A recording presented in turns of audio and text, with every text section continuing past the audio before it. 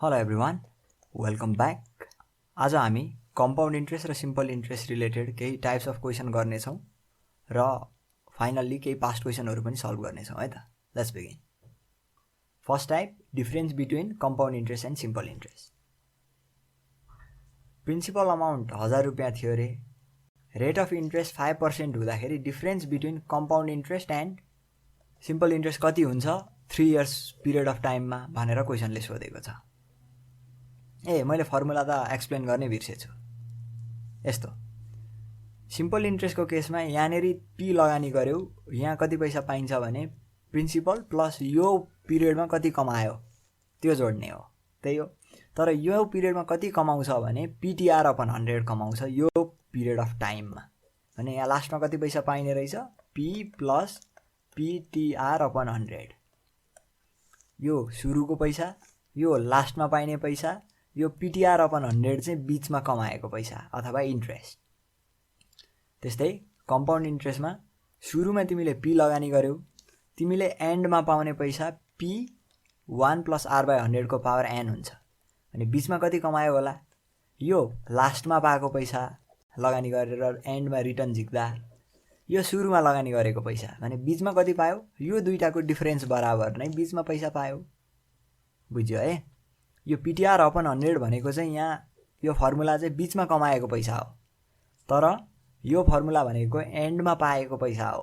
भने बीचमा कति कमायो होला, एन्डमा पाएको पैसा माइनस सुरुमा लगानी गरेको पैसा भनेको यो भयो। यसलाई तिमीले पी कमन लिएर 1 + r/100 को पावर n -1, यहाँबाट पनि पी यहाँबाट पनि पी कमन लिएर यस्तो पनि गर्न सकिन्छ। अब क्वेसनमा जाउँ है त। ओके, अमाउन्ट यति छ, रेट छ, टाइम यति छ, difference between compound interest and simple interest सोधेको।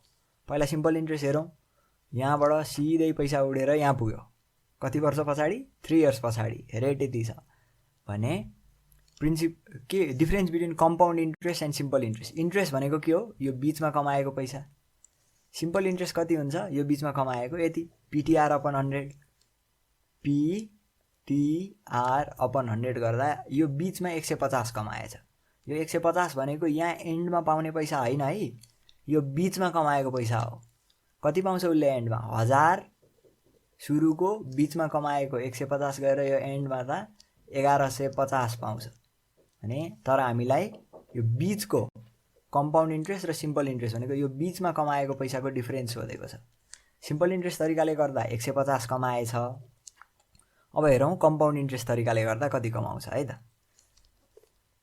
हाम्रो के छ, सुरुमा लगानी 1000 रुपियाँ छ। हाम्रो माथिको फर्मुला अनुसार यो एन्डमा पैसा कति हुन्छ अरे, पी 1 + r/100 को पावर n। पी भनेको 1000, 1 को 1, रेट हाम्रो 5% क्वेसनमा गिभन छ। यो एन भनेको कति खेप कम्पाउन्ड हुन्छ भन्ने हो। अहिले एनुअल्ली कम्पाउन्ड भएको कारणले 3 वर्ष छ भने 3 वर्षै कम्पाउन्ड हुन्छ। 3 अपन 100, यसलाई टाइम जस्तो हो भन्ने बुझे पनि हुन्छ यदि कम्पाउन्डेड एनुअल्ली छ भने र रेट पनि एनुअल दिएको छ भने। यो हिसाब गर्दा हाम्रो यति आयो। तर हामीलाई यो चाहिएको हो त होइन, हाम्रो त यो एन्डको पैसा आएको हो। यो त हामीलाई चाहिएको त यो बीचमा कति कमायो भन्ने हो। बीचमा कति कमायो भन्ने निकाल्न के गर्ने, यो एन्डमा कमाएको यो माइनस यो गर्ने। भन्नुको अर्थ यति कमाएछ बीचमा। अब सिम्पल इन्ट्रेस्ट तरिकाले हेर्दा 150 रुपियाँ कमाएको थियो यहाँ माथि। यहाँ कम्पाउन्ड इन्ट्रेस्ट तरिकाले हेर्दा 157 कमाएछ यो बीचमा, यो बीचको टाइम पिरियडमा हो। त्यही हो इन्ट्रेस्ट। यसको डिफरेन्स कति, 7.63। ल, यो एउटा टाइपको भयो। अब अर्को टाइपमा टाइम निकाल्ने सोध्छ। जस्तै इन हाउ मेनी इयर्स भनेपछि टाइम सोधिसक्यो। Will the sum of 8000 amounts to यति। यसले के सोधेको, यहाँ तिमीले सुरुमा कति रुपियाँ हाल्यौ, 8000। फाइनलमा हामीलाई कति पैसा चाहियो, यहाँनिर एन्डमा 9261 पैसा चाहियो। कति समय छ हामीसँग, हो कति समयमै यो पैसा यति बन्छ भनेको 8000 यति बन्नलाई यो टाइम कति लाग्छ भनेर सोधेको हो क्वेसनले। गिभन इन्फर्मेसन यही त हो, यहाँ 8000 छ, यहाँ 9261 हुनु पर्यो, टाइम कति लाग्छ, रेट यति हुँदा भनेर हामीले फर्मुला युज गर्यौँ। त्यो ए भनेको के हो, फाइनलमा हुने पैसा इक्वल्स टु पी, फाइनलमा हुने पैसा इक्वल्स टु पी 1 + r/100 को टाइम्स, यहाँनिर टी छुटेछ, टी हामीले निकाल्नुपर्ने के हो, यही टी हो। अब यो टी निकाल्नलाई पावरमा छ, त्यति सजिलै ननिस्केला, मतलब लिनियरली यसलाई डिभाइडमा लान पायो यहाँ। अब यहाँनिर एलसिएम लिँदा यति भयो। अब यसलाई यो जस्ताको तस्तै यहाँ राखेको छ हामीले हो, यसलाई एकदम सिम्पलर फर्ममा कन्भर्ट गर्दा यस्तो भयो। अब यहाँभन्दा यो सिम्पलर फर्ममा कन्भर्ट हुँदैन। यसले हामीलाई थोरै आन्सरको बारेमा हिन्ट गर्छ। कसरी, यहाँ एउटा बिग नम्बर छ, यहाँ 21/20 को पावर समथिङ छ, यहाँ पनि 21/20 को पावर समथिङमा कन्भर्ट गर्न सक्यो भने त यो टी र टी यो पावर कम्पेयर गरेर आन्सर निस्कन्छ। यहाँ 20 छ, यहाँ 8 छ भने पछाडि 2 8 भने पछाडि 3 ले हुन्छ कि भनेर ट्राई गर्ने एकचोटि। हिट एन्ड ट्रायलबाटै यो मिलाउने। त्यो मिलाउँदा 20 को क्युब यति हुन्छ, 21 को क्युब यति हुन्छ।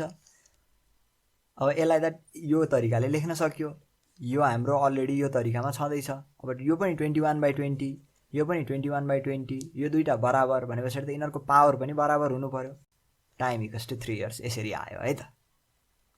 ल अब अर्को क्वेसन, रेट पत्ता लगाउने अर्को टाइपको। Find the rate such that the sum will double itself in 3 years. अब यो क्वेसनमा सिम्पल इन्ट्रेस्ट पनि भनेको छैन, कम्पाउन्ड इन्ट्रेस्टको पनि कुरा छैन। यस्तो अवस्थामा जहिले सिम्पल इन्ट्रेस्ट युज गर्ने, बिकज इट इज सिम्पल।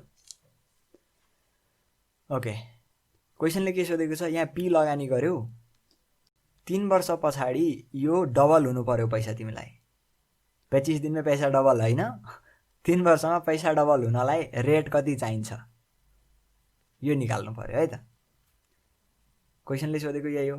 अब हामीसँग सिम्पल इन्ट्रेस्टको फर्मुला, यहाँ पी छ, एन्डमा गएर 2p हुनु पर्यो भने बिचमा कति कमाउनु पर्यो, बिचमा यो दुईटाको डिफरेन्स बराबर, अर्थात् बिचमा पी अमाउन्ट कमाउनु पर्यो। यो भनेकै इन्ट्रेस्ट हो। Interest equals to PTR/100। यो पी भनेको हामीले सुरुमा लगानी गरेको पी नै छ। यो पी भनेको यो इन्ट्रेस्ट भनेको हामीले बिचमा कमाउने पैसा, त्यो पनि पी नै छ। कसरी, फाइनल माइनस इनिसियल गर्दाखेरि त बिचको पैसा आएर। यो पी भनेको हामीले सुरुमा लगानी गरेको, त्यो पनि पी नै छ। हामीलाई टी गिभन छ 3 इयर्स। रेट कति हुनु पर्यो भन्दाखेरि त्यही निकाल्ने हो, डिभाइड/100। यो आर सल्भ गर्दाखेरि 33.33% आउँछ। ल हामीले यो 3 टाइपको क्वेसन गऱ्यौँ।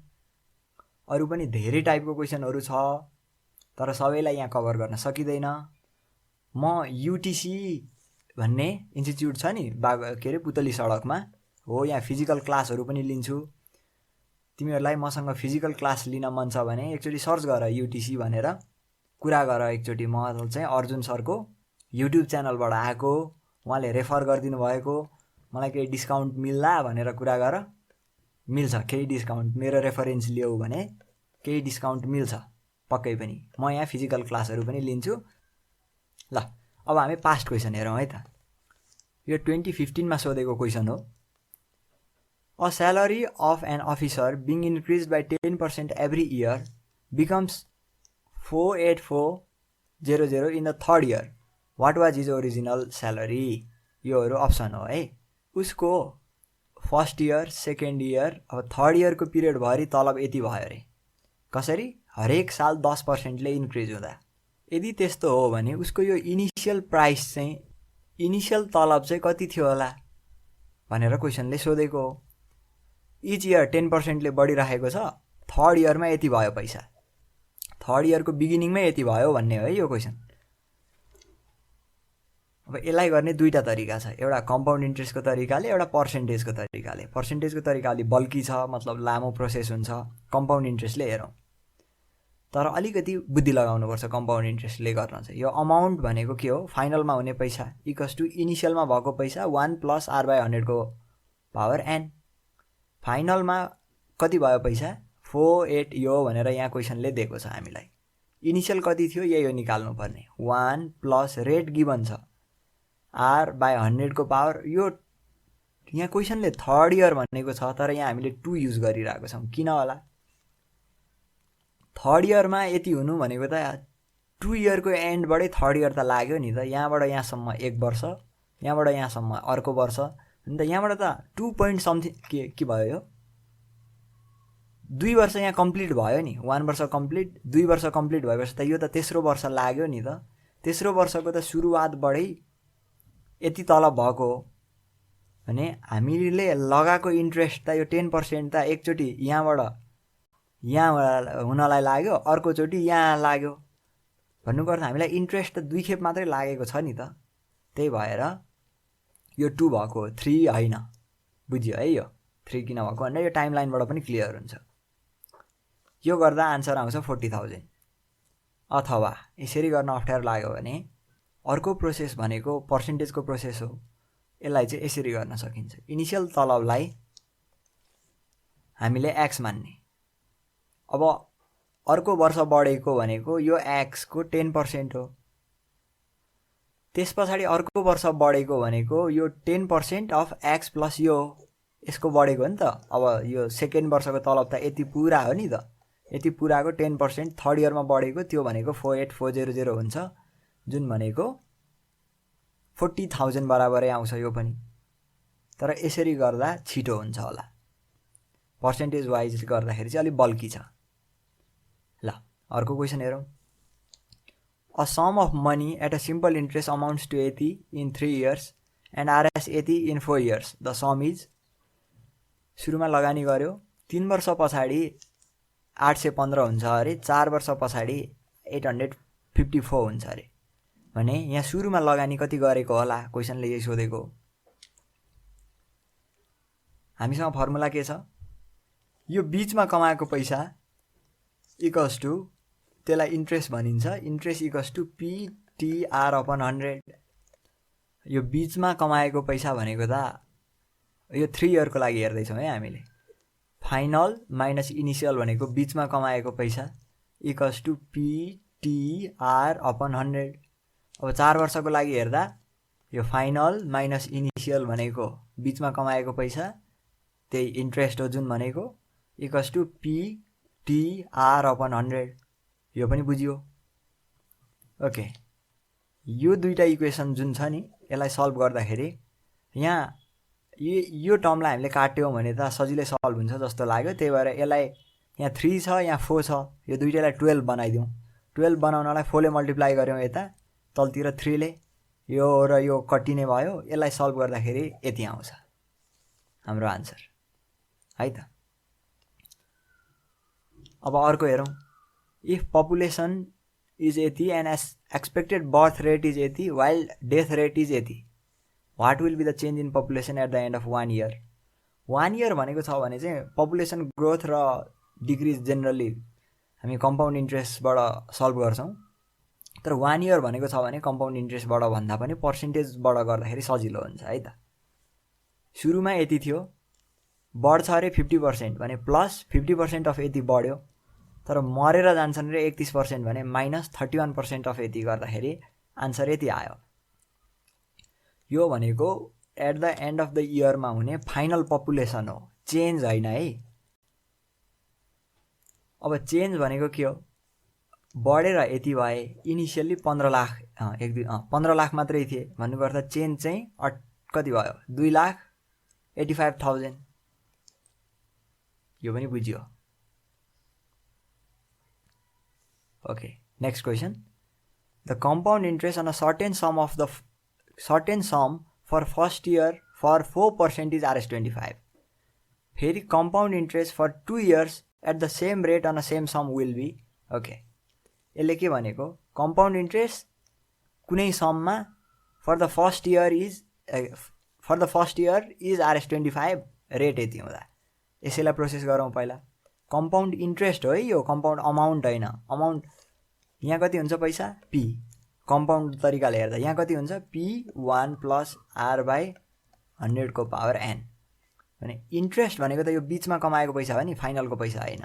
यहाँ कम्पाउन्ड इन्ट्रेस्ट नै सोधिराखेको छ भने यहाँ कति कमायो होला, फाइनल माइनस इनिसियल। अब यो final minus initial P common लिएर यो गऱ्यौँ हामीले, भन्नुको अर्थ यो इन बिट्विन कमाउने पैसा यति हुन्छ। इन बिट्विन 25 रुपियाँ कमायो रे, कति हुँदा 4% रेट हुँदा, आरको ठाउँमा हामीले 4 राख्यो हो भने 4/100 को 0.04 आयो। 1 साल छ त्यही भएर 1। यसलाई सल्भ गर्दा हाम्रो पीको भ्यालु आउँछ यति। अब सेकेन्ड लाइन अफ इन्फर्मेसनले के भनेको छ यहाँ, compound interest for 2 years at the same rate on a same sum will be okay. त्यो 1 वर्षको लागि थियो। अब 2 वर्षको लागि चाहिँ कम्पाउन्ड इन्ट्रेस्ट कति हुन्छ भन्यो भने माथि निकालेको फर्मुला नै युज गर्ने हो। तर हामीसँग पी त माथिबाट क्यालकुलेट गरेको छ यहाँबाट, यो पी 1 + आर त्यही नै छ बाई 100 को टाइम्स यो 2 भयो, किनभने हामीलाई के सोधेको छ क्वेसनले नै 2 years भनेर सोधेको छ। को पावर 2 - 1 गर्दाखेरि 2 वर्षमा चाहिँ कम्पाउन्ड इन्ट्रेस्ट 51 कमिने रहेछ। यो क्लियर भयो है। ल, कम्पाउन्ड इन्ट्रेस्टबाट यस्तै टाइपकै क्वेसन सोधिन्छ, अलिकति प्र्याक्टिस चाहिन्छ, क्यालकुलेट गर्न अलिक गाह्रो हुन्छ। यो जस्तै यो डेसिमलहरूको क्युबहरू कसरी निकालिन्छ, यो सबै सामान्य ट्रिक जस्तो बेसिक इन्फर्मेसन सेसन चाहिँ म अलिक पछि ल्याउँला। अहिलेलाई चाहिँ यो आफ्नै तरिकाले सल्भ गर्न सिक्दै गर्नु है त। कम्पाउन्ड इन्ट्रेस्टको क्वेसन गाह्रो आउँदैन, तर सल्भ गरेर त्यसको आन्सर निकाल्न भने केही समस्या पर्न सक्छ क्यालकुलेसनमा। त्यही भएर अलिकति ज्यादा प्र्याक्टिस डिमान्ड गर्ने टपिक मध्ये पर्छ। Thank you for your attention. Bye by.